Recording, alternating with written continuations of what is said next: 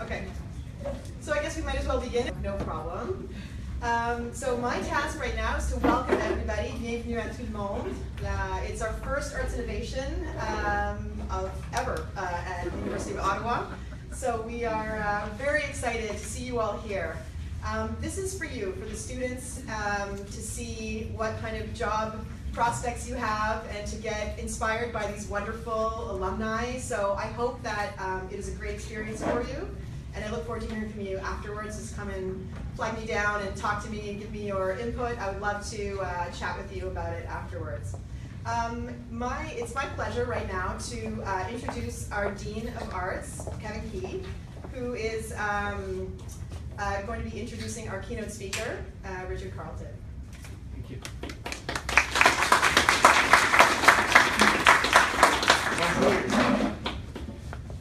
Chers étudiants et étudiantes, chers conférenciers et panélistes, dear colleagues and distinguished guests. Hello and welcome to Arts Innovation 2016. And you don't know how proud I am to say those words. Je suis le doyen, comme vous savez, et comme doyen,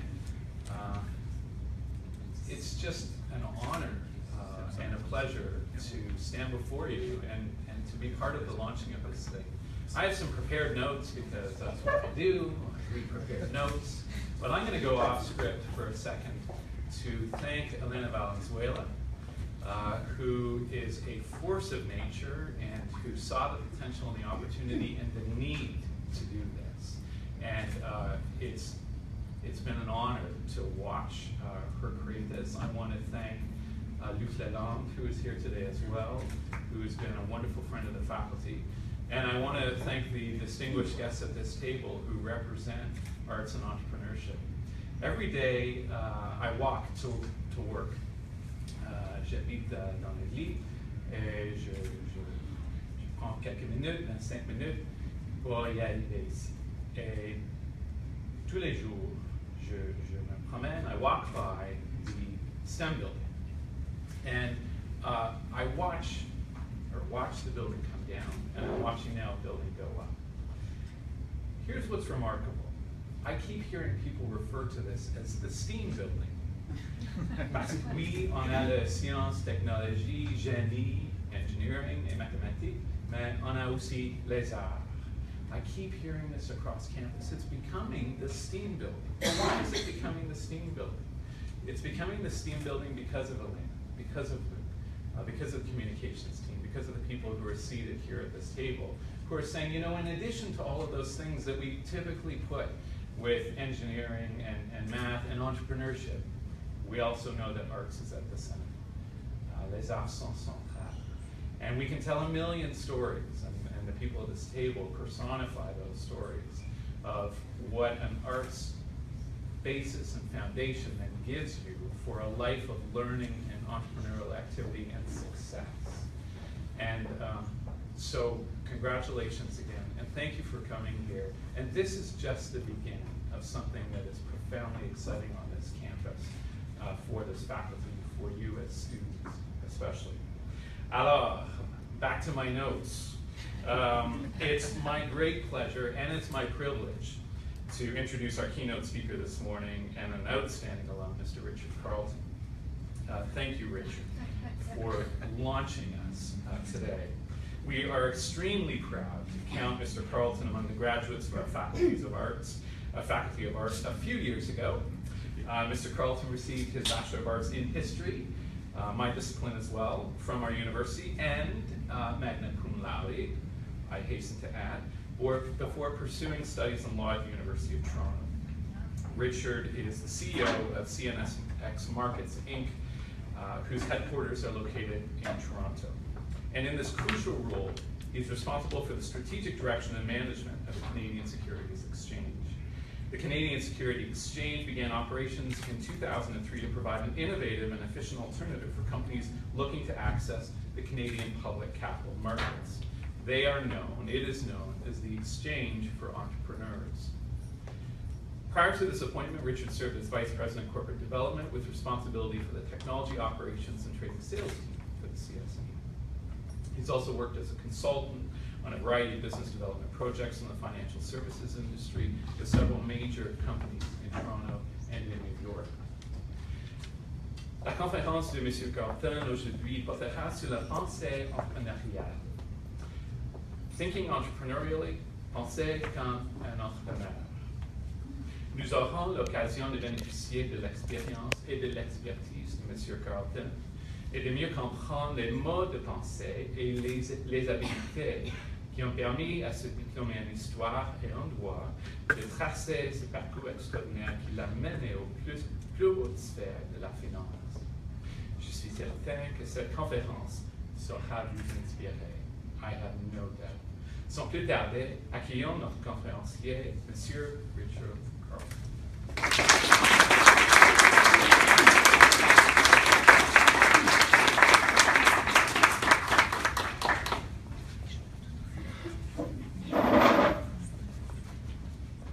Thank you very much, Dean Key, and welcome everybody.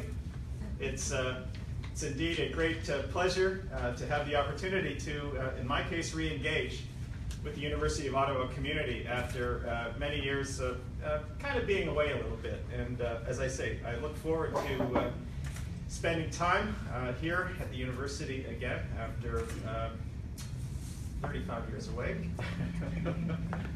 Hard to believe, but it is true.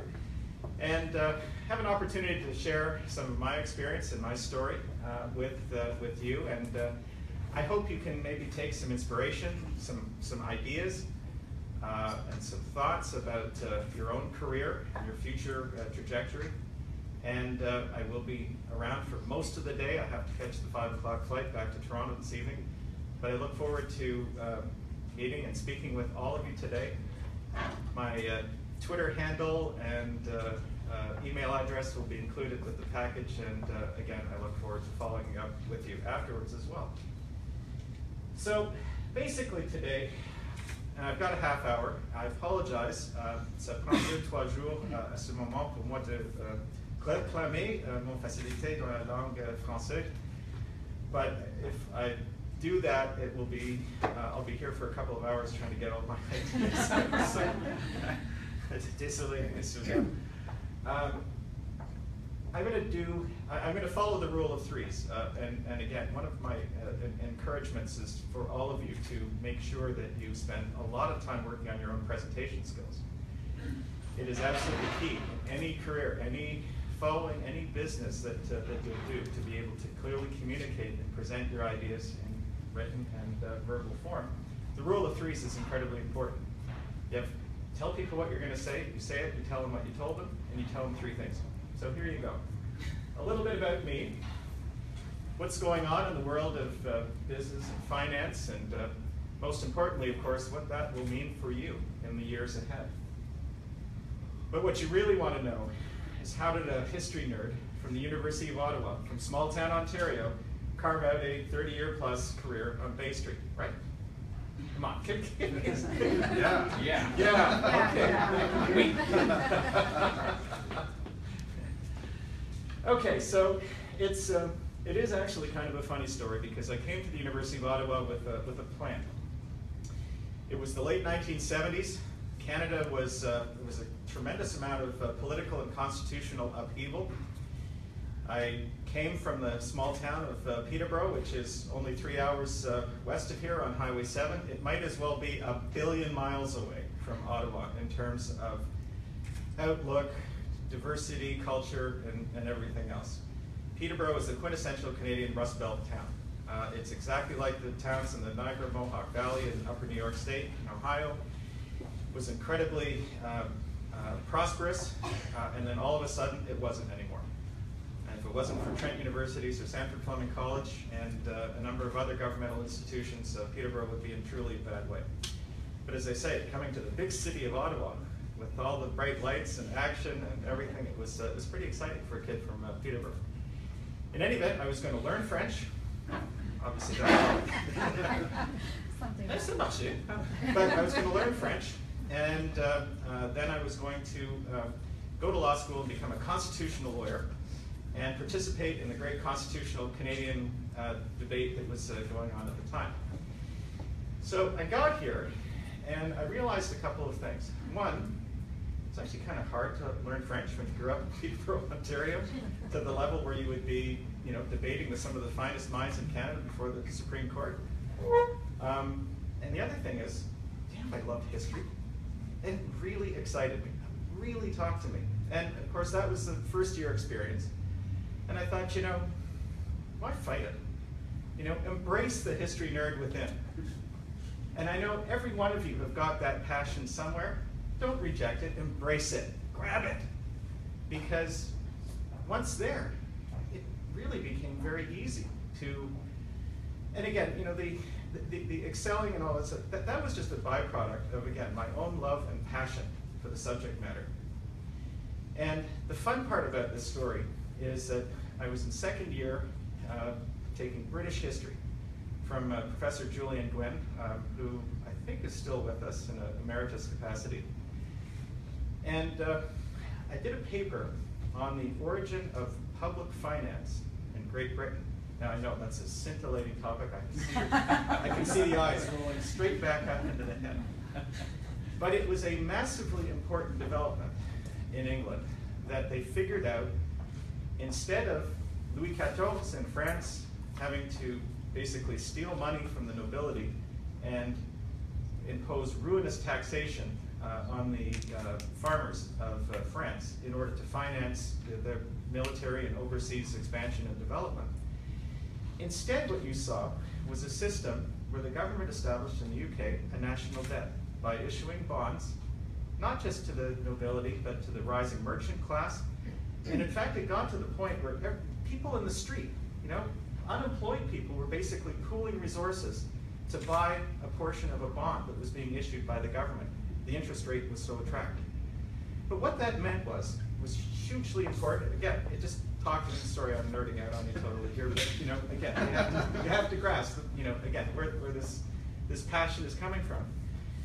What that meant was everybody had a stake in the game, right? It wasn't about, the nobles who were the ones that had the stake in France winning the various wars or being a successful imperialist. Everybody in England had a stake in the outcome. And that was, again, hugely important from a political perspective, from a cultural perspective, and really it was the foundation and the birth of what we think of as democracy. Again, everybody had a stake in the outcome. They felt like they were part of the game. So I wrote the paper, learned about the foundation of the Bank of England, the London Stock Exchange, and how that all played in and then fueled corporate finance. Again, just absolutely loved it. And I got a pretty good mark on it too. So years later, I go to law school. Thank God the constitutional thing didn't work out. And I entered into litigation practice in Toronto. Civil litigation, doing professional negligence work primarily for building owners, suing architects and civil engineers for negligent construction. I was involved in a really big case involving that building over there at 160 Elgin. I know more about pre-stressed concrete than any human being should. It's awful. And it took me just a short period of time to realize that this was not me. I've got a short attention span. Again, I knew that already, but again, had to grasp that and understand that. And I was looking for something in a business capacity, but again, geez, I'm a history grad from the University of Ottawa. I went to law school. I can't do math even if you hand me a calculator and hold a gun to my head. So I was going through the lawyer's report service one day, and I saw that the Toronto Stock Exchange was looking for litigation counsel. Well, this is interesting. That's exactly where I want to be. I know what they do. I understand the historical perspective and why it's a tremendously positive thing in society if these functions work properly. So I went in and I interviewed for the position, and I told the general counsel all about understanding what they do from the fact that I wrote a paper in second year history. And guess what? He gave me the job. Because I stood out from all of the other people who were applying, who were basically thinking, well, yes, I did this deal, I did that deal. No, he said, here's seemingly bright guy who understands what it is that we do, the context that we're operating. So I got into the General Counsel's office at the Toronto Stock Exchange. Within a very short period of time, was running the legal department. And shortly after that, I had another aha moment. I was probably going to be a better businessman than a lawyer. And that realization came to me while I was in Paris. And I know exactly when it was. It was 3 o'clock in the morning. Best time. I was, there are You're other dreaming. realizations. You're thinking Again, about all of these things. no, unfortunately, I was awake in a lawyer's office arguing with the lawyers for the Paris Stock Exchange about an arbitration provision in the software license that we were negotiating. Meanwhile, the business guys, and I knew I was always smarter than the business guys, they had been to a 3-star Michelin restaurant and they'd gone to the opera. I'm not that much of an opera fan, but I know that it's better than being in a lawyer's office at 3 o'clock arguing over an arbitration provision.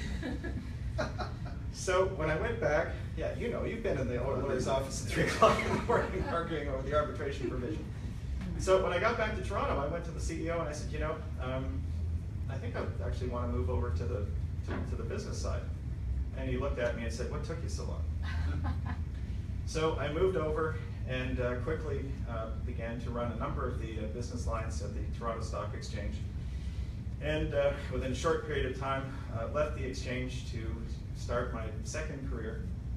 Now let's see now. Oh, no, we're not quite at the crystal ball thing yet.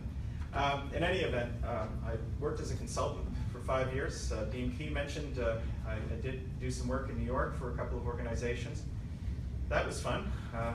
Commuting from Toronto to New York every morning at Air Canada 700, which departs Pearson at 6:45 a.m. And the last flight back, which I think is AC 719, at 7:45 p.m. on Thursday night. So you are good with numbers. Well, but yeah, only if you hold a gun to my head. In any event, but it was exciting. I had an opportunity to work in structured finance. I worked with software companies that were looking to explain their business proposition to customers because they were really smart software guys. They just couldn't explain to people the problems that they needed to solve very well, which was kind of interesting. I also was active in the telecommunications world. I built what became Bell Canada's largest customer, ex the federal government, for digital private line services in Canada. Amazingly enough, at one point we were buying more than $300 million worth of services from Bell Canada, from AT&T and Sprint, and Mercury Communications in the UK. Again, I had the confidence to do that because I wrote that paper in second year history at the University of Ottawa. I understood the context, I understood the importance.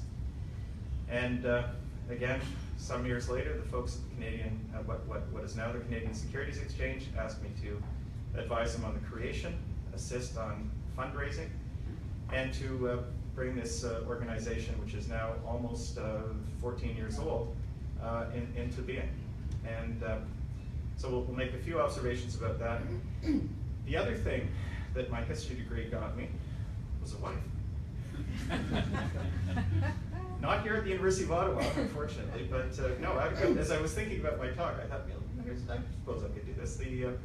When I was at the University of Toronto Law School, one of my classmates, her father was a history professor at Victoria College, and his subject was Victorian Church of England in Victorian times. I knew what an anti-disestablishmentarian was, even still. And so she thought that was pretty cool.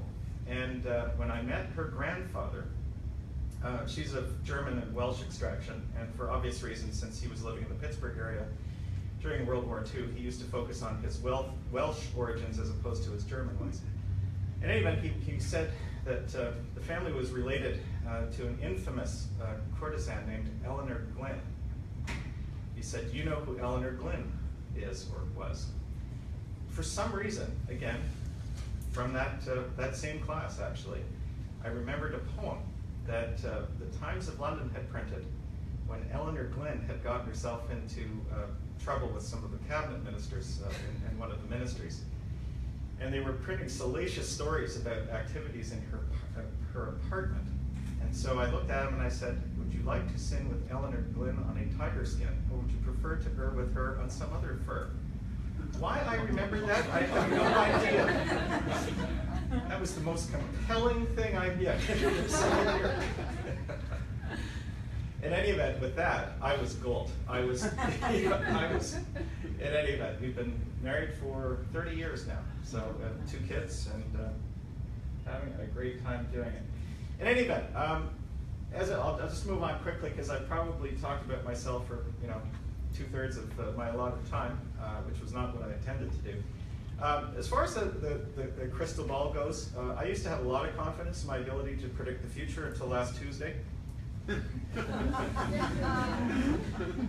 now I'm everything that I thought I knew. Maybe I don't so much. So take everything that you hear today with a grain of salt. But we're actually getting pretty good at big picture economic trends and understanding what that is going to mean for all of you in the room here today. But we are very certainly, most certainly, looking at slow overall economic growth over the next 15 to 25-year time horizon. Interest rates will be low, and inflation, notwithstanding the fact that the Bank of Canada governor and the Fed chairman keep talking about it, isn't going to be an issue. And there's a basic reason for that. Again, you history grads and economics grads and various other people understand there's a lot more of me than there are of you. That's basically it. We don't have the demographic support to see the kinds of high levels of overall economic growth, inflationary pressures, and resulting high interest rates. It was funny, I looked at the Bank of Canada overnight rate when I was preparing for this talk, all 15 or 20 minutes of it. When I graduated in the spring of 1981, the overnight rate for the Bank of Canada was 19.75%. By August, it was 21.5%. I mean, imagine that. Like, well, you can imagine that because there was no housing price crisis. There was a housing crisis because you couldn't find anywhere to rent because nobody could afford to own anything which they would in turn rent to people. Certainly no apartments were being built, no condos, nothing. So it was certainly a challenge that way, and I can assure you I lived in some absolutely magnificent places in Sandy Hill. I realized last year my parking space in the TD Center cost me 5 times what my room did at 102 Sweetland Avenue in the 3rd year, and it's cleaner. Now, when I talk about slow growth overall, that misses the complete point. And that really what we're talking about here today and the amount of entrepreneurial energy that we're seeing in the marketplace. Because we're already at a situation now. Last year, S&P 500, so 500 of the largest US stocks, all of the returns, 160% of the returns were generated by 4 stocks. We call them the FANGs: Facebook, Amazon, Netflix, and Google. They are absolutely revolutionizing all of the spaces that they're in, and with the exception of Google, they didn't exist 10 years ago. They are the ones who are making the wealth, creating the jobs and the employment, and pushing the economy forward. It's hard to believe, but IBM is a shrinking company. Microsoft is going to have enormous challenges to grow. They may be able to grow their profits by cutting costs and improving margins in certain businesses. They're not going to grow. They're simply not going to grow from where they are now. The other thing, and those are 4 from the public capital markets, we've got 2 private companies, which, how old are they? 5 years? 4 years old? Uber is the largest transportation company in the world, right now. Airbnb is the largest purveyor of overnight stays in the world. They're bigger than all of the other hotel chains. And they're 3 years ago, 4 years ago, were an idea on somebody's iPad. So that is where the job opportunities, the opportunities for entrepreneurs is going to come. You're going to have to identify who those companies are that are going to be the successful disruptors in the space. And it's never been easier to do it. That's the other thing. I mean, again, when I was coming into the business world, people would talk about having to raise $500,000 or $1 million to start a business, like just about of any kind. The average amount of investment that goes into a startup right now is $5,000. Now, that's the easy part, I have to say, because there are still tremendous challenges for entrepreneurs as they raise that additional money. We have in Ottawa, Toronto, across Canada, we have wonderful angel groups that can provide early stage financing. We've got all of the incubators, accelerators, and so on here, affiliated with the university. Terry Matthews has a wonderful facility out in the West End. The guys over at Shopify, they're investing in early stage companies. That money, I'm not going to say it's easy, but there are funds to get you up to a certain point. But I think all of the entrepreneurs here today are going to talk about the challenge to go to that next level when you need that growth capital as the company really starts to go. That's a big challenge, and that's one of the things that we're thinking about at Canadian Securities Exchange to try to figure out. Now, the impact on employment. Again, I'm sure you hear this all the time. Right now, when I'm not talking about 10 years from now, right now, the average tenure in the job that you will have is about 2.5 years. Across the economy, 2.5 years. Meaning that you will have 10 to 11 different jobs over the course of your career. I think I'm on about 14 at this point, so I'm sort of out, an outlier even on that. That number's not going to go up, right? So this is, again, the job market that you're going to be looking at.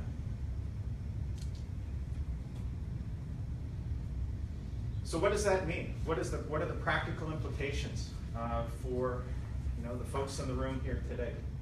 Well, clearly, continuous education has got to be a part of it. As I say, I mean, again, I knew that coming straight out of the history department, I wasn't necessarily likely to wind up with a career in corporate finance at all. And again, that's one of the things in Canada we do need to take a look at. I realize I'm preaching to the converted here, but there are a lot of universities in the United States, the career fairs and the job days. Goldman Sachs does hire art history people, right?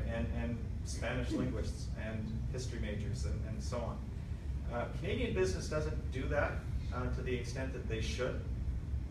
But that's a case of we're going to have a big education, I think, challenge ahead of us. So I had to go to law school, decide that I hated being a lawyer. Did I mention I hated being a lawyer? I think I conveyed that it was in any event. But I, again, embraced the skills that I felt that I had, which, quite frankly, were largely developed in consequence of my arts education. Flexibility. Again, part of my challenges was I didn't embrace that inner nerd soon enough.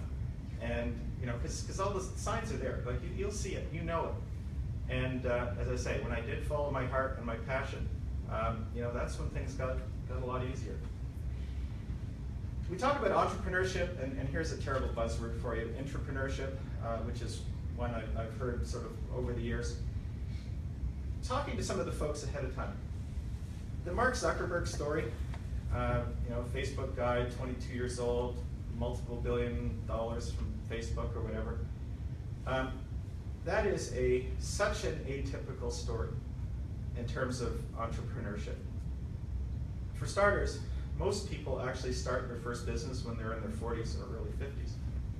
And a lot of that sometimes, again, think about some engineers at Nortel, they expected to work for Nortel for their entire lives, the company blows up, they go, crap, but wait, that project that we were working on, that meets a real customer need. Pull the team back together, and you build a business, right, out of necessity. That's really that's a more common story. And in fact, Canadian Securities Exchange, we're working with 2 companies that in fact are kind of Nortel children with some of the technology applications that we use. So maybe you're working for a bigger organization, but you will have an opportunity to develop your skills, your business skills, your communication skills. So even though you're maybe not in business for yourself, when I was at the Toronto Stock Exchange, I had the opportunity to build that telecommunications group inside the exchange. And that taught me about customer relations, customer service, hiring a team, building an appropriate service proposition, negotiating with an 800-pound gorilla supplier. All of those skills that I needed when I was actually working for myself, I had an opportunity to develop while, again, working for somebody else in a big corporation. So that's an opportunity that you will probably all have. You need to seize it. So again, I want to leave you with the thought that an arts degree is definitely an asset in the new economy. You have the skills and the understanding of the broader world to be engaged and engaging with the organization that you're part of.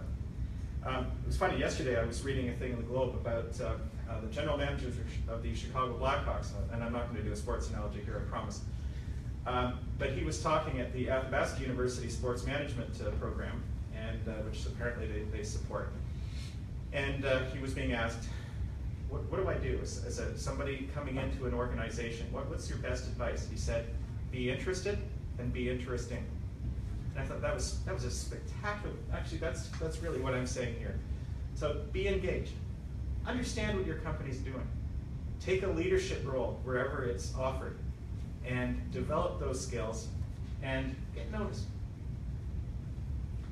The curiosity and critical thinking skills that you develop in the arts programs of all kinds are absolutely critical in this economy. Things are changing so fast, and that pace will accelerate. You have to understand, again, the big picture, how it's applying, and wait a second, somebody just changed the rules. Okay, that's fine, but I understand where that's coming from, and adjust accordingly. I talked about communication skills. And again, absolutely critical. Develop your written and verbal communication skills wherever you can. Empathy. Everybody wants to work with good, nice people, right? Like, again, you think I work on Bay Street and they're all jerks? There are some jerks.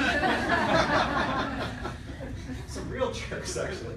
But most of the people are good folks that are understanding. They're trying to help each other achieve their goals, working together. You can work with nice people. You can. Orient yourself towards that. Last but certainly not least, and I think it's hiding under the table there, diversity. Again, I was from Peterborough, Ontario.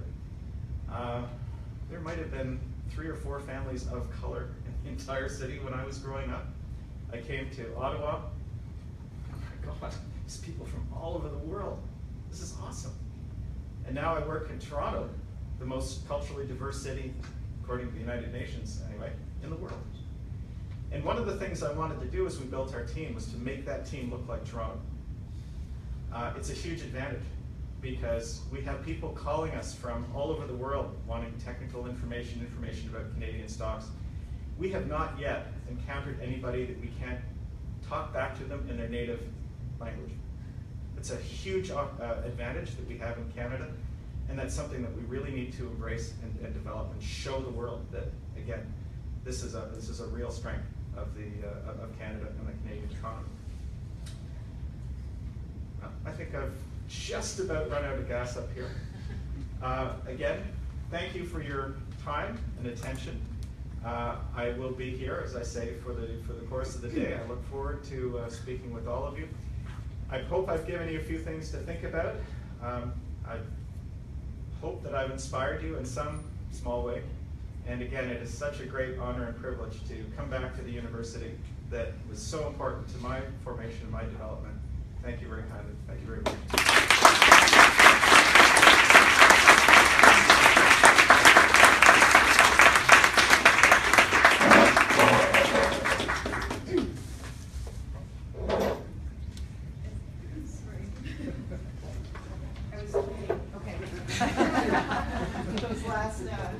A quote from Richard. Okay, thank you very, very much. That was so interesting, and if you follow my Twitter feed, I have tweeted it, several quotes from there. Now, we'll retweet them right away. Okay. Suzanne Morris is a CPA, former CFO of CBC Radio, and former VP of Small Business at Export and Development Canada. She is currently a business advisor and on the board of directors of the University of Ottawa. I'm going to switch to French now. Elle est présentement consultante, siège sur des conseils d'administration et étudiants universitaires. Suzanne est membre du bureau, I just said that, des gouverneurs de l'Université d'Ottawa et poursuit un baccalauréat en histoire de l'art. This afternoon we have an art history major who's going to be talking, who's an entrepreneur. Elle travaille aussi à titre de consultante auprès d'entreprises, so she's a great person, a great asset here. Leur portant conseil pour qu'elles puissent optimiser leur opération et naviguer le changement. Suzanne, will be introducing our next panel of speakers, and take it away. Thank you.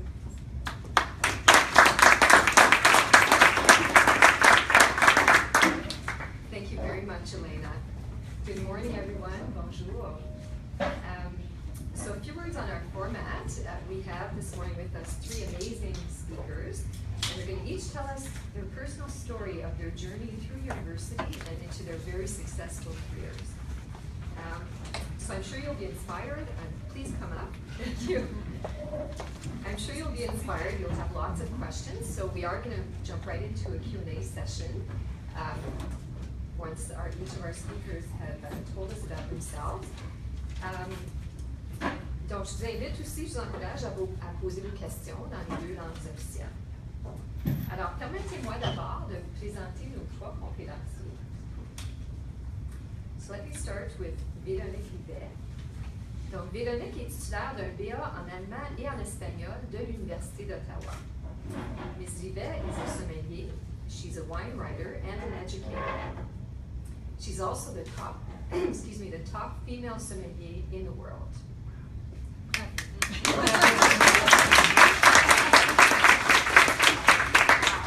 And in case you weren't aware, she's also the owner of a very renowned wine bar in Gatineau called Swap. Donc, Véronique a remporté plusieurs titres qui en valent vraiment la mention. Elle a été nommée meilleure sommelier du Canada en 2006 et encore en 2012. Femme du vin 2007 à Paris, meilleure sommelier des Amériques 2012, et elle est aussi la première femme à faire un podium en obtenant la 2e place au concours du meilleur sommelier du monde à Tokyo en 2013. Chroniqueuse vin à la presse et à la radio de Radio-Canada à Ottawa, Véronique écrit aussi pour plusieurs magazines et elle participe à de nombreuses émissions à la télé et à la radio. So an insight about Véronique. She's someone who developed a passion for wine and for food and followed her dream since her first job in the restaurant industry at the age of 16. So welcome, Véronique. Our next speaker will be Remy Attig. Remy holds a Bachelor of Arts and a Master of Arts in Spanish, and I believe you were actually a former teacher's assistant here in the Spanish program at OttaWA. Remy is the operations manager for Quebec and for Atlantic Canada for the David Suzuki Foundation. With an academic background in Spanish literature and a professional focus on environmental and social justice work, he's held a variety of leadership roles in social change organizations. Along with his work at the Suzuki Foundation's Montreal office, Remy is a consultant on not-for-profit operations and also in financial management. Donc, après avoir déménagé à Montréal en 2013, Remy a également travaillé comme directeur de TVA Québec, qui est une organisation environnementale juive, ainsi que pour Projet 10, une organisation qui appuie les jeunes de la communauté LGBTQ+. So an insight about Remy. He's been described, I looked you up on your LinkedIn profile, he's been described as being ridiculously dedicated.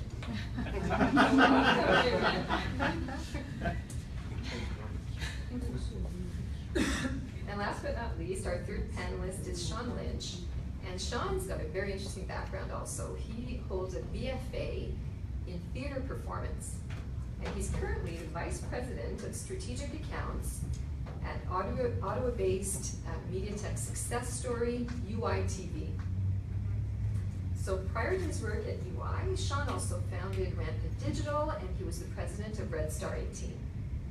He's got a strong reputation for delivering creative and integrated marketing solutions for clients across Canada and around the world, who include Sony, Rogers, Chorus, and Turner Broadcasting. Sean's known for his unique energy, his creative thinking, communication skills, his enthusiasm, and his determination. And on your LinkedIn page, you're actually described as a king with people relationships. So I think you're starting to see the pattern here and building very much on what Richard presented just now. So this is going to be a fascinating discussion. Et d'abord, j'invitais d'abord Véronique à nous raconter son parcours. Hi everyone, thank you for having me. It's a great pleasure to be here. I just wanted to, I laughed quite a bit throughout your presentation, Richard, thank you for that. Paraphrase it by saying, you know, how does a language student become one of the best somebodies in the world? And I reassure you, it's not only through extracurricular activities. Oh, it might have helped a little bit. My BA was in, and I say German and Spanish because those are the two languages I studied, but it was modern languages and literature. And at a time when I had absolutely no career plan. When I often say that, reflect on how I'm one of those people who never knew what I wanted to do in life. I said that recently. My husband was next to me and said, "Why today? You know." I think there's still the curiosity is still something that profoundly defines me. It took me a time to realize that one of my great passions, or let's say, was learning, and one of my great skills was considered earlier in time as probably more of a fault, but was curiosity, something that's always driven me. How does, you know, a degree in languages lead to what I did? It contributed enormously for some very specific, you know, hard reasons. Simply the study of wine. You're basically, I'm the first to always say wine is not just a consumer product. To me, wine is something that's filled with history, with culture, with traditions. And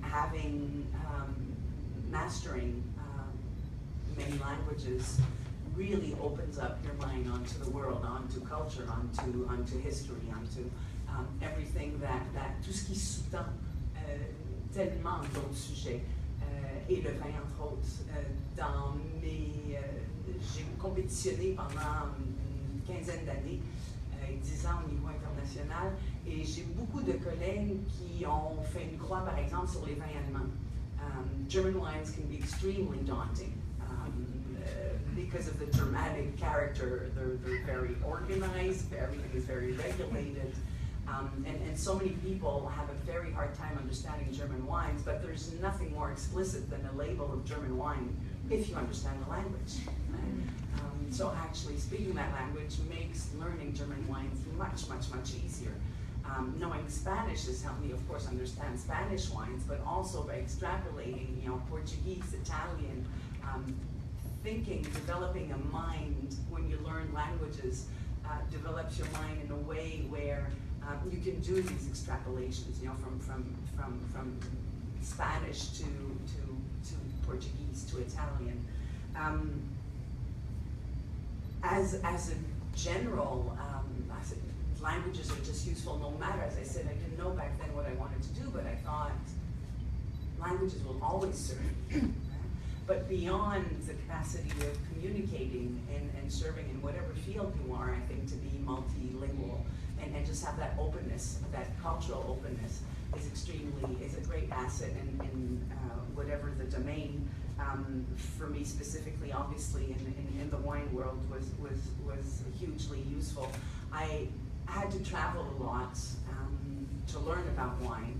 And then again, traveling to a country where you can communicate and understand the language brings on a whole new experience, a much more profound, you come back with a much richer experience if you're able to live the culture of a country through understanding its language. when I was doing the bachelor's degree, I also did quite a few classes in art history. And in the same way, that also helped me understand many things about wine, because I think what made me good in the world of wine is what I like to call a general culture. In a world where there's so much emphasis being put on extreme specialization, I fear we're losing a bit of that general culture, which makes you not only overall, I guess, a better human being, but gives you much better grasps of any subject. To have that ouverture d'esprit, une plus grande ouverture aux autres cultures, aux autres façons de faire les choses. Not only cultural, just business-wise, different ways of doing business. To have that open mind is to me extremely useful in whatever the domain. You were mentioning, Richard, that we'll all go through at least 10 or 12 jobs in a lifetime. I even think that's conservative. I think I've been through quite a few more myself. But if when you are so ultra specialized, how can you navigate through so many different positions? Somebody with a larger experience, a more open-minded, just a more open disposition in general, will be much more adapted to that constantly changing work scene than someone who is extremely specialized. And I'm not saying that specialization is not good. We do need that, but to focus on only that, I think, is something dangerous and something that robs us of just being richer altogether. Being richer culturally. You'll have to tell me how we are time-wise, because I'm really bad at timing myself. You're bad with numbers, I'm really bad with time. 2 minutes. Richard also talked about presentation skills. And I think that's extremely important, again, in when we talk about arts degree, I think no matter which subject, we have a much closer link with communication. I think we're better prepared to be better communicators with an arts degree. A lot of reading and writing is involved, and that's something I feel extremely strongly about. But sadly, those are things that are being lost again today in scientific specializations. We're losing those skills for reading, for writing, for speaking in public, which again, no matter which field you'll go into, are extremely important.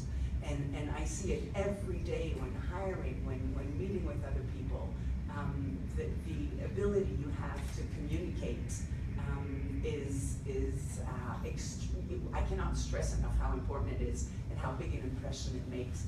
And as you mentioned with that job interview you had, that it's not those that were highly specialized, but the person that was hired was somebody that was able to communicate and that had a much larger vision, a much more open mind, a much more global understanding.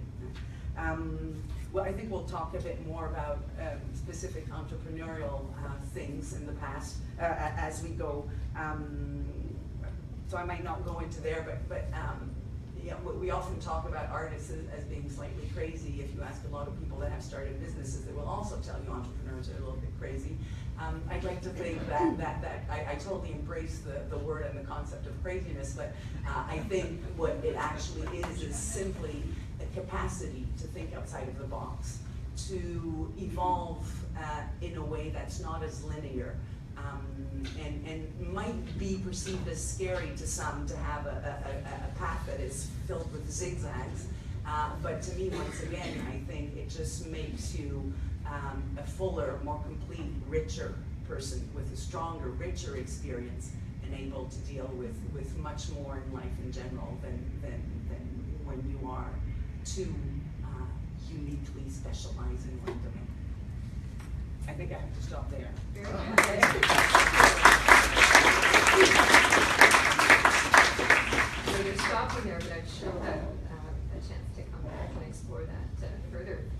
So let me turn it over now to Remy. Great. Can everyone hear me? Is this okay? Is it close enough? Yeah? Okay, great. So first of all, thank you, Elena, for inviting me. It's really exciting to be here. I guess, as Suzanne said, I'm the operations manager for the Montreal office of the David Suzuki Foundation. Operations manager is not a word that is necessarily familiar to everyone. It's such a broad term and it means different things to different organizations. So basically, the easiest way for me to describe what I do is I'm sort of the hub that brings together program planning, budgeting, expense tracking, and resourcing conversations. So if you need somebody to do a job, come talk to me. We'll make sure that we're getting the right people in the right places, the right money in the right places. Additionally, I'm a consultant for nonprofit operations, finance, and systems optimization. So I work with nonprofits with budget of less than $2 million who don't necessarily have the resources to have specialized staff. And I can sit down with them and help them do basically what I'm doing in my day job, but implementing it into smaller organizations. So how did I get to where I am? Well, my background, in fact, I did a undergrad work in French as my focus, and then I did graduate work in Spanish literature. So there was, of course, teaching involved with that. And in moving from my academic work, I actually decided not to complete a PhD because I really was thinking about what I wanted to be doing, and I was looking at the world and I said, nonprofits are really interesting, and I can really contribute in a different way, but that didn't necessarily mean I had experience in doing anything in particular. But as a great supportive family said, anytime you have an extra language, it's always a good thing. Well, that's true, but I misunderstood what they were saying. I'm going to come back to that. So, in leaving the academic world, I had been involved in a lot of volunteering and in a lot of nonprofit work, sort of on and off throughout my academic time. And through my experience teaching, I actually ended up getting a job delivering programmatic work, so going into school systems and teaching about the environment and educating directly through curriculum creation and I don't want to say traditional teaching, but very similar, very transferable from a traditional teaching environment. As I progressed along, I decided, I really am quite a bit more of a natural introvert, and being in front of students and motivating a group of students, it can be fairly exhausting when you're much more on the introverted side. And so I started encountering the support, the administrative, the operational side of things, and I decided that that's really the area that I enjoy and that I thrive in. And yet I was constantly confronted with things like financial statements, which they don't teach you that in. I didn't learn how to read financial statements in Spanish and French. So I have these financial statements in front of me, which have a whole bunch of numbers, which I took one math class in university because I had to. And I told the professor on the first day, I said, I might really fail this class and have to try again, but I'm going to try as hard as I can. And I didn't end up failing. I did actually fairly well in the class, but numbers were not my strong point. And but communication is my strong point. And so, as somebody who's learned to communicate, I communicate in 6 languages actually, and learning to communicate that way, but also having read and studied literature and understanding the way people communicate across time periods and across aesthetic movements in literature has enabled me to be able to decipher things that seem really, really complicated and difficult. For those of you who have read something like Dickens, for example, from our modern perspective, that's really hard to read, right?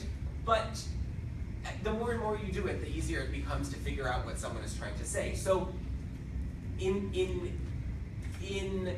learning these things that I was never really taught, a lot of that credit I can give to this idea that I learned to communicate because I have had to struggle through communication in so many different ways in an education environment and in life that it's encouraged me in a working environment. But specifically, sort of how did so I talked about about how I've sort of pushed through and learned, but what specifically did my arts degree give me? So going back to that sort of really positive perspective, my mom says, oh yeah, no language ever does you wrong, what I took that to mean is anyone in the world will hire you if you speak enough languages, which is not true, right? It's like if they don't use a language in the workplace and don't need the language, it is not an asset to apply for the job. You know, we don't care if our banker is really good at curling. You know, it's just totally independent, but it helps me, right? And when I went to school, if someone had told me you should study finance and you should study operations management because that's what you're going to be very excited to do, I would have been bored to death because I didn't see a value in that. And I didn't, to me, finance was big banks and operations was corporate. And I wanted to make it improvements for the little guys. And it was hard for me to understand how those mutually informed one another.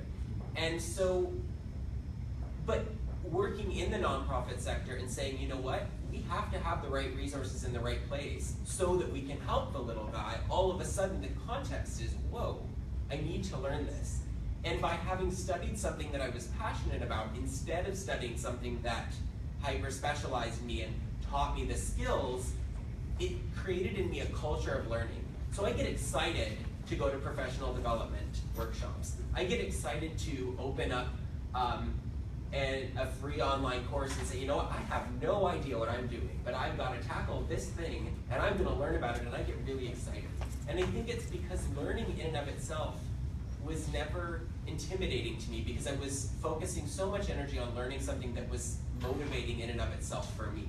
So, and I think that learning to open a book or self-direct is something that an arts degree gives you that's very unique. I don't know that other departments necessarily, you know, they're learning a lot of skills, yes, but is it encouraging, is it because they're truly self-motivated? Maybe, for some people, but for me that wasn't the reality, and the results have paid off very well. Additionally, I would say that the number one, and this is, I suspect will be a recurring topic, it actually is in fact a recurring topic, is that communication is absolutely the most important thing that I have to think about, and I think that that's true across the board in all industries. If miscommunication is not just inconvenient, it's expensive, and it can be the death of an organization. At the end of the day, miscommunication can lead to financial impropriety, it can lead to corruption, it can lead to, and it's not always because it's intending to be that way, but things happen, and if those communications are not repaired, the reputation of an organization can cause that organization to lose the public's confidence. So at the end of the day, communication, rather than, if I look and I listen to someone and I say, you know what, I know this person doesn't have the same perspective I do. This person wants to deliver a product to the public. They don't want to think about the money, they don't want to think about the resource and conversations, they don't want to think about how it fits into a larger annual plan. That's my job. So I need to listen to what they're telling me and understand what they're telling me, knowing that they're not using the language and the verbiage that is necessarily the most clear.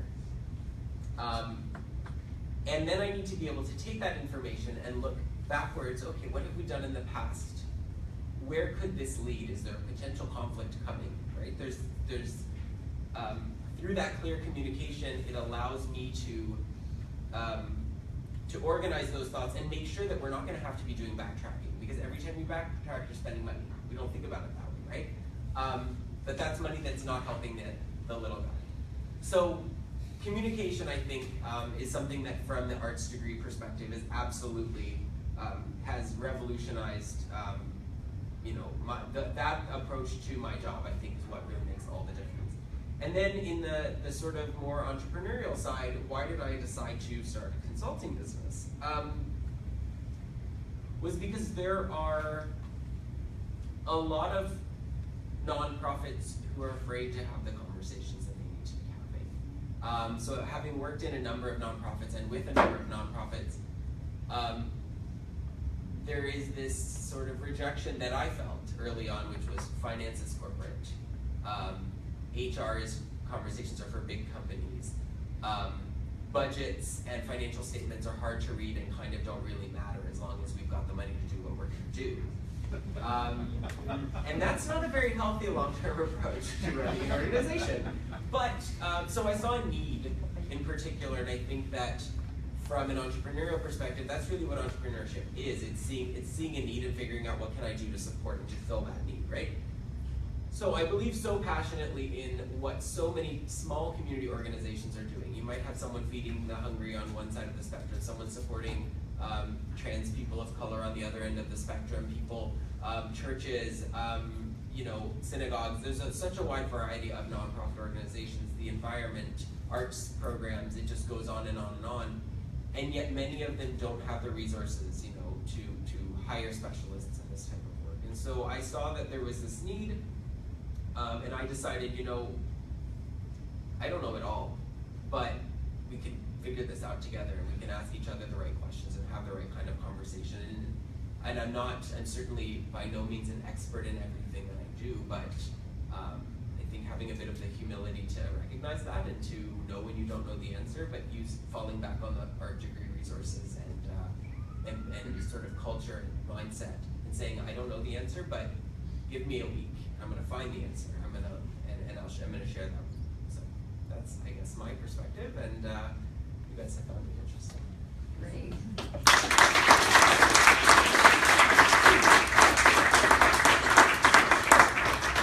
So I was curious, Remy, being a CPA, as to where you acquired your financial experience and background, but what you're speaking to is that, again, finance is yet another form of communication, and that's very much what you're doing to this. So that's fascinating. So let's turn now to Sean to hear about your experience, what drives you, and how you got where you are. Great. First of all, thank you very much for inviting me here today, Elena, and the University of Ottawa. I'm really excited to be here to talk to you about a little bit of my journey, but particularly about the time that I've spent at uOttawa. We've been talking about 10 to 12 careers in a lifetime. I think I've had 10 to 12 careers just at UI. and a lot of my career has been like that because the new world, or the new way that we work, is really broken down into micro projects or micro relationships that we manage that we manage with the people that we're doing work with. So the way that I want to frame my conversation with you is, first of all, from an art and science perspective, because I really do believe that the two go hand in hand. They fit together like peanut butter and jelly. And I want to give you a little bit of a sense of how my influences brought me to kind of my initial learning in the arts and in technology. And then I want to talk to you about a couple of turning points that I had that I think were quite critical in terms of the decisions and I think direction that I took through my middle career. And then finally, I really want to focus on uOttawa because it's a fascinating story. For me, it's the only technology startup that I've ever belonged or been a part of. And it's been a very unique experience for me as an arts grad because I really feel like the company has actually tailored itself to me, not me tailoring myself to the company, which is a really cool thing, and I think a power that we have in the arts, which is that we have strong voices, we have strong ideas, we have ways of communicating and ways of talking to people and ways of understanding and building solutions.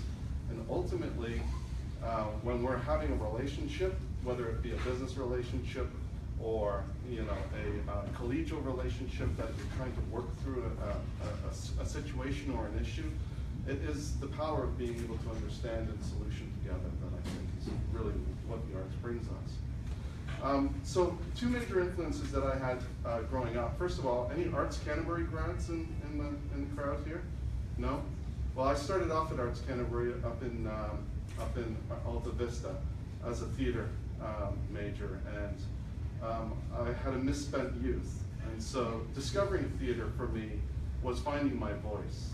And it was really about how do I tell stories? And how can I actually work with other people to tell really awesome stories? And the mid-'80s was a pretty interesting time to tell stories because Generation X, we kind of have been tarred with this little brush of, not having a lot going for us or being a little bit more lazy or lackadaisical. Well, we took those stories and we actually made something pretty exciting about it because we injected it with a lot of technology and a lot of interesting innovations that were happening in the 80s around computers. And on the computer side, on the science side, my father was hugely influential in my life, and he was a computer guy. He loved ripping apart computers and writing software and working in graphics applications. And in the 80s, that was pretty rare. Like, there weren't too many computers in people's homes at that time, and those of us that had Commodore 64s or TRS-80s, it kind of gave us a foundation to be able to play with these devices and figure out what can they do for us. So I had these two worlds kind of balancing along with me at the time. I went on then to do my BFA at Concordia in theater performance, and I studied as an actor, and I specialized also as a director and a theater designer, and understanding the technology of the theater, like the lights, the sound, the multimedia of the day, which was essentially slide projectors that you could click through and create awesome visuals in behind. And it was really at Concordia that I think that I established the ability for me to not only build and create awesome productions, but to just understand what these specific plays were actually getting at, whether they be Shakespearean or Brecht or Václav Havel or whoever it might be. You're entering into worlds, you need to understand them implicitly, and then you need to be able to communicate them out. And that for me was an amazing background. I worked then professionally as an actor and a director in Montreal for 5 years after that, and again, it was about every day you were waking up and you had a new script, or you had a new director, or you had a new cast that you were working with. And so it was like figuring that out really fast and then being able to turn that around and create something out of it. And that kind of instinct is really what I felt the theater gave me. Moving to Toronto in the mid-90s, it was a communication boom. It was amazing. Like, computers had gotten to a point where everybody had one, and now we were like building websites and CD-ROMs. And all of a sudden I realized, all of the stuff that I'd done as a theater grad, I could now take into technology, and I could tell my stories on CD-ROMs or on websites, and we could actually communicate something that was really interesting. And so I became a producer in the Queen and Spadina area of Toronto, and I worked freelance around a number of different communication houses, and really stuck onto one company called IQ Media, who were building an amazing software tech at the time, and were linked into the agency scene. So I worked a lot with the agencies in Toronto, like Vickers and Benson and BBDO and such. And taking that theater background and applying it to communication practices, and then seeing how technologies were advancing and taking kind of those of us that were on the inside, ways of being able to communicate and influence the outside, was really exciting, because the mass communications of the internet just all of a sudden gave us this incredible power to be instantly in touch with anybody in the world, whether they be in the UK or in Australia or Asia or wherever. And so all of a sudden I was sitting there and I was like, wow, a few years ago I was building shows in tiny theaters in Toronto and Montreal, and now I have a vehicle to be able to now communicate worldwide. And so that was a very powerful shift and turning point, was that combination of storytelling and the ability to take those ideas international. And so I worked with people all over the world. I worked with Microsoft and MTV, and I worked with NASA, and I worked with the BBC, and I worked all over the world because I could through digital tech. And I was like, awesome. And so when we talk about the number of jobs you have, one thing always leads to another. Life is not static. We are always thinking, we are always moving, we are always learning. And as an arts grad, I think that innate curiosity and what you want to learn and where you want to keep pushing yourself is true to who you are, like from your individuality. And for me, that was kind of what kept driving me as an entrepreneur. So, I had this great turning point opportunity in the late 90s where a company came to me and said, listen, we don't want to do any of the service work anymore. We just have great software. We're going to give you all of our equipment. If you hire a couple people, you can do all of our work for us. And that was the beginning of me basically starting a business that lasted for 15 years until I met UI. And in that 15-year period when I was working with Red Star 18, like, we just built dozens of projects for people all over the place. So, how did that bring me to UI then? One of my connections, I worked at Fuel Industries here as well in town. Joel Grenier, who's now the VP of Services at UI, had got this gig with UI in the early days when they were just kind of building out apps on multiple devices. And Joel called me and said, we got a problem here.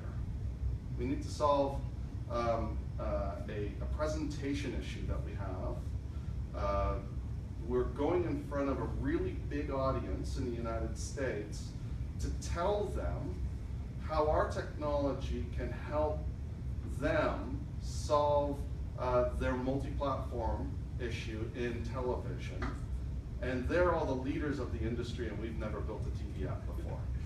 And I was like, sounds like a pretty cool challenge. Sounds like a really interesting gig. So I came in and I met with the two sort of leads at UI, Jason Flick and Don Liberty. And we sat down and we spent many hours just talking about what their tech did, which was essentially enable them to create beautiful interfaces on all kinds of different devices, whether they be handsets or tablets or conference call systems or seat backs in cars or whatever it might be. Their tech just enabled people to build cool apps. But now all of a sudden they found an industry that needed to build cool apps for multiple devices, for different types of televisions and different types of set-top boxes and different types of handheld and mobile devices. And there was a competing technology at the time called HTML5.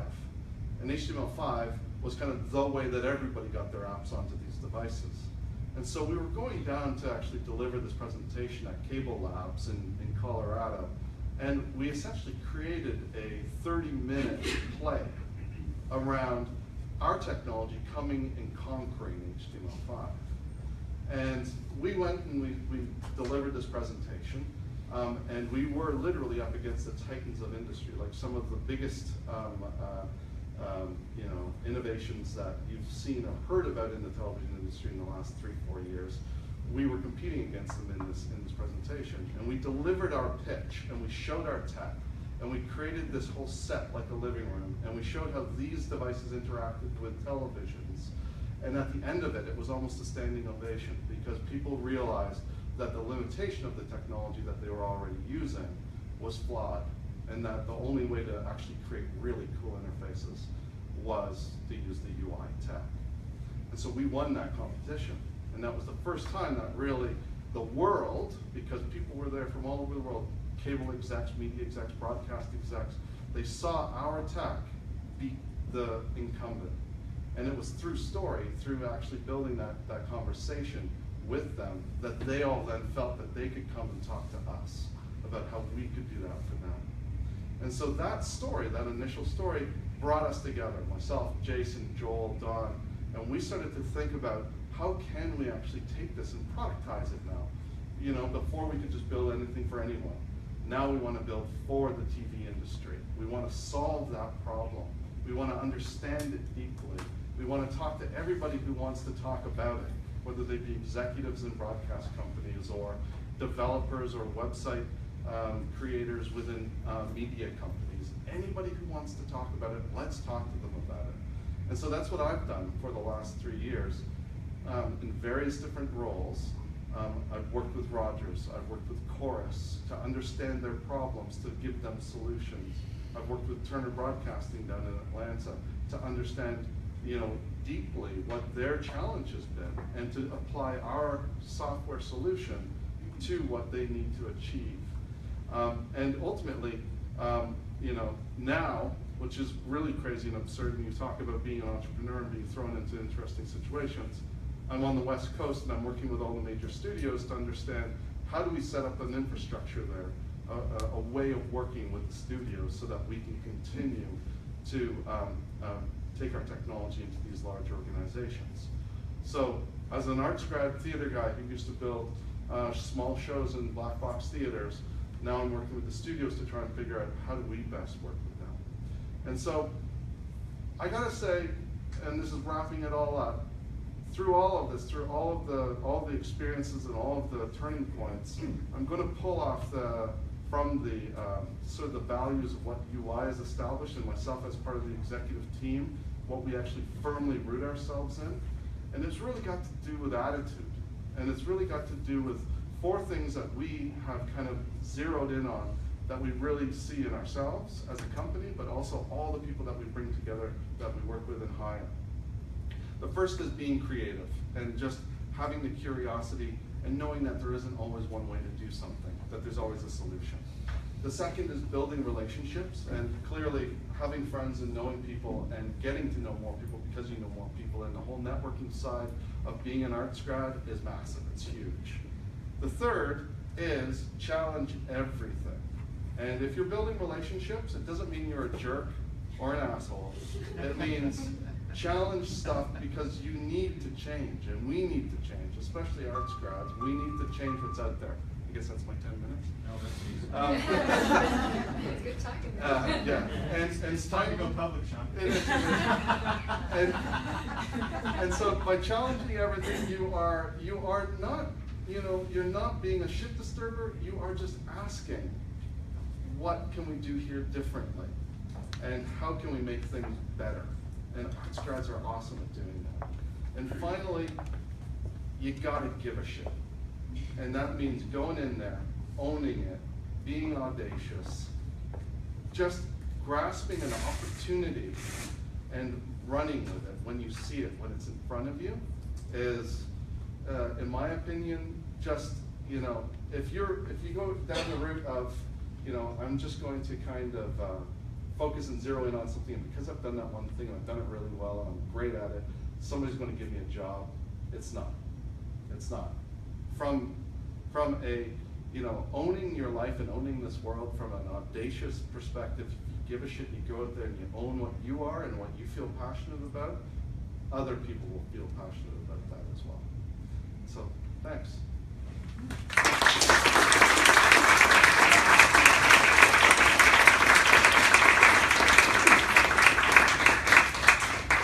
Thank you so much, Sean. So folks, this is your event. Please, whatever questions you have for any of the panelists, for Richard on his presentation this morning. I have a question. Yes? Maybe I was not listening. I'm sorry. What does FANG stand for? Facebook? Amazon. Amazon, okay. Netflix. Netflix, okay. And Google. Google. Excellent. Thank you. I had to. Yes? Yeah, I have a question for Remy, just as a BA student right now. How did you find that doing an MA maybe furthered you a bit more? So I'm going to contextualize that with a little bit of politics, I suppose. I actually did my undergrad in the States. Having grown up in the States and doing my undergrad in the States, so I don't know how it is different or not here. In my opinion, an undergrad degree is really about learning more. It's not the same as producing new knowledge, which is kind of the focus of graduate work, right? So for me, it was learning how to produce the knowledge, and I think the graduate work really forced me to gain some of that autonomy that I spoke to a bit. The idea of saying, I know nothing about this topic. I don't know where to start, but I've got to learn it. And I think that's really what grad school is about. So on the flip side, I also think that and I think a lot of people do this, is they kind of are afraid to leave school, so they just kind of stay. But I do believe that I needed that to get to that level of autonomy that I have now. That doesn't mean that everyone does. So I would say, look at where you're at, and if you feel like you need to gain and acquire those skills, go for it. But also don't feel like you have to, because at the end of the day, it's more about the skill set that you have, I think, sometimes than the letters after you.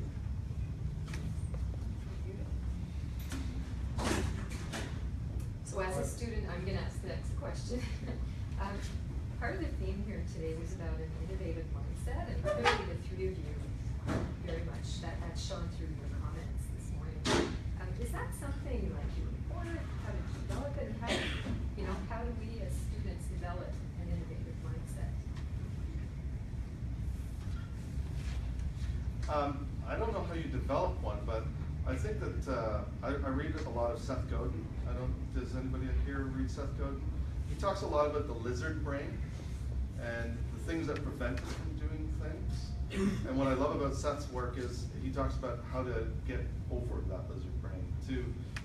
We all have things that prevent us from doing things. When we get up in the morning, we have X number of obstacles that are going to prevent us from doing the things that we really want to do with our days or with our lives. And what I like about Seth's work is he kind of just provides you with a framework and an understanding that you can get beyond that, and you can sort of speak down or talk down the little voices inside your head that stop you from doing it. Then you can actually become creative and you can start to innovate in your ideas. I think a lot also not which is what you say, not to be afraid. The fear of failing or stops us from doing so many things. Failing is part of learning. It's just one more step in the process of gaining more experience and gaining more knowledge. So I think a big part of being able to be innovative is to not be afraid of moving forward, of doing things otherwise, okay, fine, you don't know, we're not experts on everything, far from that. You mentioned it, recognizing our shortcomings, but especially in embracing, the fact that learning includes, doing things sometimes, not the most easy or the right way, but will eventually, those mistakes and those failures lead to sometimes great surprises of, hey, never thought this would work this way, but it did. Yeah, I think humility is a really important part, and I also think that's something that I got from grad work, because when you start to specialize in one particular topic, you realize how you could never possibly know everything there is to know, and how little you could actually ever possibly know. And yet at the same time, you have to learn to take credit for what you do know. And so I think that there's kind of a bit of a balancing thing there. I think that to innovate, you do have to be willing to make mistakes, but you also can't pretend like you're not making mistakes, because then you're not learning, right? So it's really about accepting, you know what, this one I could have done things better, I'm going to do it better next time. And we had a question. Yeah, my question was actually related to yours, and I think the panel in a way all addressed exactly what you were asking. All of them have this curiosity, which I think propelled them to find out about stuff and try stuff. My question to the panel, to the whole panel, is about the role of technology in arts. How technology is disrupting so many disciplines in the arts, in humanities, and having the right mindset to see that technology either as an opportunity or, depending on, again, your mindset, as a threat, and being afraid to adapt. So what's your take on technology, its impact in the disciplines of arts and humanity? I think that if we see it as eliminating things or cutting out opportunities, I think that does tend to be a way we look at it, but I think that's very short-sighted, to be honest. In learning some of this financial literacy, I've sometimes referred back to older books that have said it's really important to start using a computer for your bookkeeping practices. And now I look at it and I say, you know what? Back then, of course, this was this new challenge back in the early 80s, let's say, mid 80s. But now it's a question of we have access to a new type of information. We have new styles of arts that we can create that we could never create before, right? So, and I think the possibilities of that are endless. And so just, yeah, we might be saying goodbye to certain types of art in a longer term way, but we're saying hello to new ones that haven't been explored and haven't been studied. And for those of us who are willing to step up and give it a shot, I think there are many, many more possibilities than there are limitations.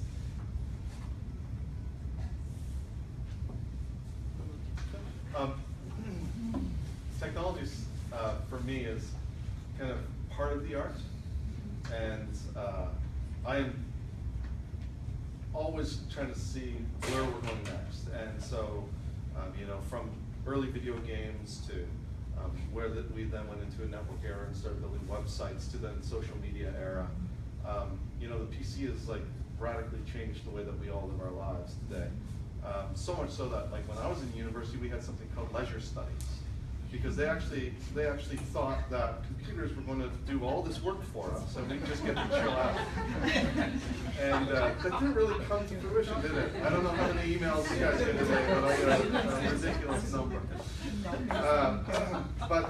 But computer can really be tracked in eras. You had your PC era, your network era with social media. You have your app era that we're in right now. I'm very interested in where we're going next, and I think arts grads should do a lot of reading on this, because virtual reality, augmented reality, artificial intelligence, it's going to change our lives by a factor of probably 10x to what we've seen these combined 3 generations of computing technology have done. Artificial intelligence is making its way into our lives in very insipid sort of ways that we don't even know, like talking to Siri every day and having these sort of intelligent response mechanisms in our home, you know, climate control.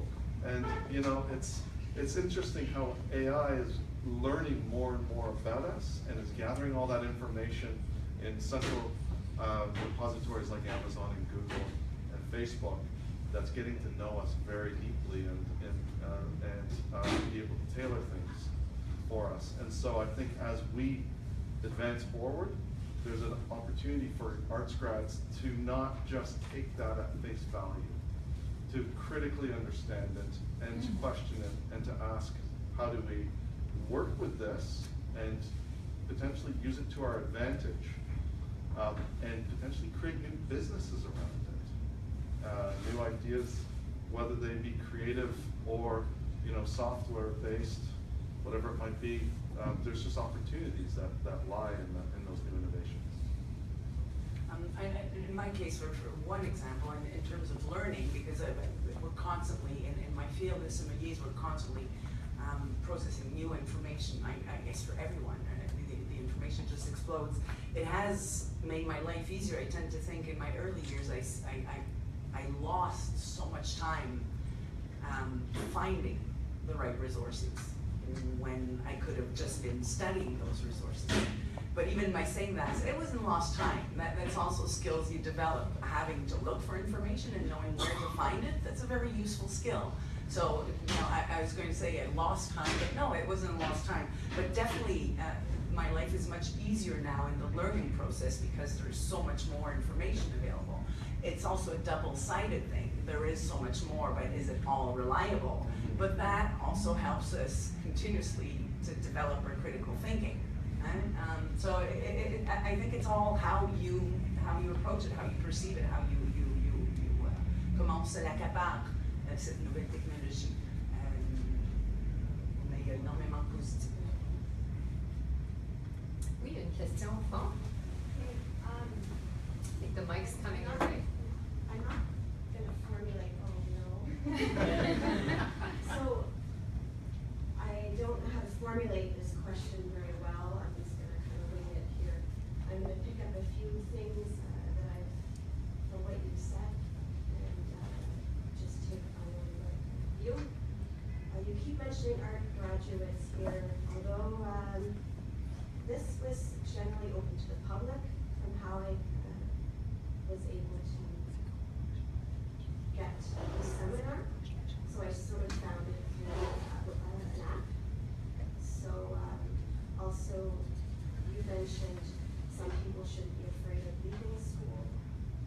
So, and then you mentioned jobs and having the courage for employment and being a little creative with how to try to get jobs. So I do have some education, quite a bit, and it was a while ago.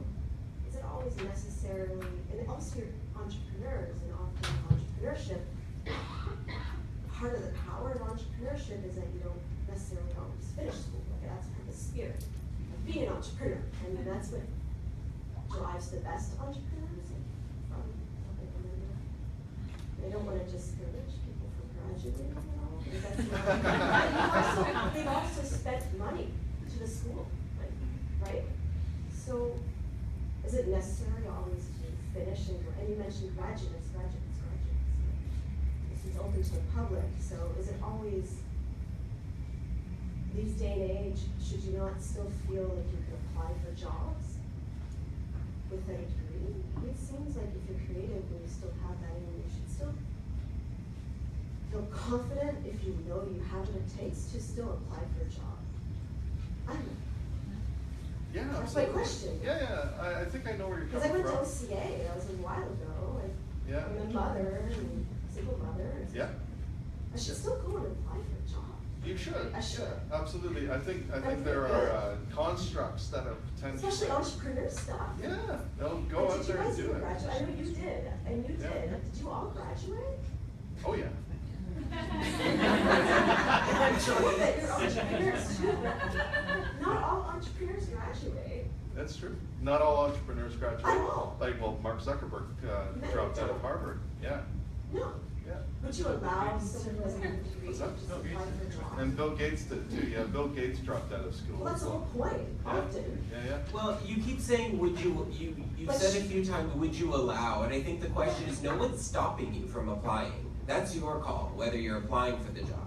The issue It is, has to be the right job, though. of course, but no one is, you can apply for whatever job you want. And I think the question is, can you sell yourself for the position? Do you have the curiosity to fill in the gaps? Because no one is, it's not very challenging to do a job you've already done and you already know how to do 100%. What's challenging and exciting is being able to learn and being able to push yourself. And so is that a job that you're excited about and that you're interested in? And I think, you know, it's, like I said before, like it's a lot more about you and about the skills that you have than about the letters that come after your name. And that's right. Yeah. I've heard that too. Well, I love I heard Richard's. a lot of stuff. I love Richard's story that he got a job because he'd written a paper and that totally related into the people that were interviewing him. Mm-hmm. To go in and like sort of put yourself in the position of kind of the standard set of questions that you expect are going to come across the interview table when you're going for a job. You've got to go in there and present yourself and also take genuine interest in what the person who's interviewing you is really looking for. Like, what are they looking to enhance their business with employing you, or with just working with you through a contract or whatever. So it's really that understanding of where the other person is coming from and being able to apply something in a story that makes sense for them and for the two of you to form a bond and a reason to work together. Maybe you could say you work like 4 hours a week or something. Sure. Yeah. Very good. So we had a question over here and then a couple over there. So did you? Well, I wanted to take, I thank you very much for your answer. You really met my expectations about what you just said in response to this lady. Where I was gonna take it, it's a bit different. It's from a wellness point of view. Now I have an extensive background, I won't go into that, but it comes from that background. As an art entrepreneur, one thing I believe you have to learn is self-care. And I think maybe I'll pass the microphone to Richard. You seem to have become a guru here. Yeah, give it to the old fat guy. All right. You're absolutely right in that certainly any entrepreneurial exercise of any kind is physically and mentally demanding at a very, very high level. I mean, I've worked in the restaurant business. I know that it is a grueling lifestyle. It's grueling. The folks that are working, again, studios, development work, and so on. You're pulling all-nighters left and right. You're absolutely killing yourself to meet deadlines constantly. Remy has incredibly broad number of clients that are bringing them problems all of the time from here and there, and you have to be able to respond to those people in a timely, regular basis. But you make an excellent point that you do have to set aside time for yourself. Personally, I am most weeks in the gym 5 days a week for at least an hour, and amazingly enough, and again, I'm the last guy in the room you picked it, I practice Pilates yoga. Really? So it is absolutely important that you do take care of yourself, and obviously reserve time for your family as well. My wife is a senior partner with a major downtown Toronto law firm. Somebody once asked me, when was the last time you guys went off for like a week or 2 weeks together? And the answer is, I can't remember, but we do try to spend every weekend together. We have a weekend place, and that's sort of our time, and we try to make it's quiet and catch up on our rest and all of that stuff. But it is part of the deal. You have to carve out the time to take care of yourself and your intimate personal relationships. If I can add to that too, I think that working in social change organizations, I spend a large chunk of my time thinking about the environment, thinking about pipelines and oil spills off the coast of BC, and animals that are going extinct, and global warming, and the disproportionate amount that affects people, low-income individuals, rather than the people who are benefiting from some of the negativity that's got us to where we are. And then I leave work, and I go and I volunteer for an organization that talks about how to support First Nations communities who have missing and murdered women. And then I go home and I look on the news and I see stories about deaf individuals who were accidentally shot by the police because they didn't realize they were speaking sign language and trying to communicate, right? And so you get all of this negativity, and I'm not saying that to be a Debbie Downer, but what I'm saying is that you also have to be really honest about how you're feeling. And within the social change sector, we are starting to have those conversations better at an organizational level. We're starting to focus on things like we've implemented like meditation at lunch at where I work, right? Which is optional, but for those people who want to have that collective mutual support, that's really useful. But I think also that is sort of where sometimes creativity and curiosity to learn new things becomes a liability, because you leave work and you're still curious. And that requires a lot of brain power to be curious all the time. And in being completely honest, is I sometimes have to sit down and say, you know what? I'm not going to be curious. I've got these problems that I need to eventually learn the solutions to, but right now, I'm just going to watch Netflix and contribute to the global economy. So, but I think that it's also okay to do that, and I think that there's sometimes this tendency, like, if I ever stop working, then I'm going to stagnate in my career. And I know that I must not be the only one who has those feelings of, oh my God, I can't stop. If I stop, everybody's going to pass me and leave me behind. But sometimes you have to, and that's what makes it healthy. And so, because burning out is not. Yeah, you're not doing anyone any favors. Yeah. But from a very practical point of view, for me, at the competition level, for example, for years and years, I was all about knowledge. It was all about learning. And when I did the world competition 3 times, and for the last time, it's a little bit, I compare this, so many competitions are not just all about drinking. Most of it has to do with knowledge, with theoretical exams, and it's a little bit like the Olympics in terms of the frequency and how you qualify and the amount of time and energy and money that goes into preparing.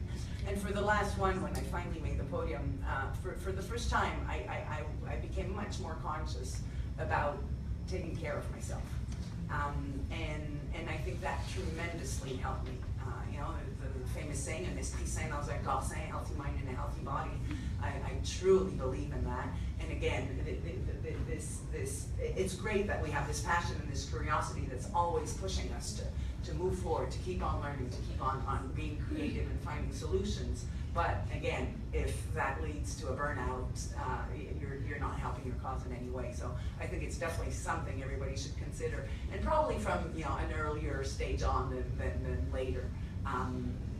But yeah, definitely hugely important in being a successful person completely, not just professional.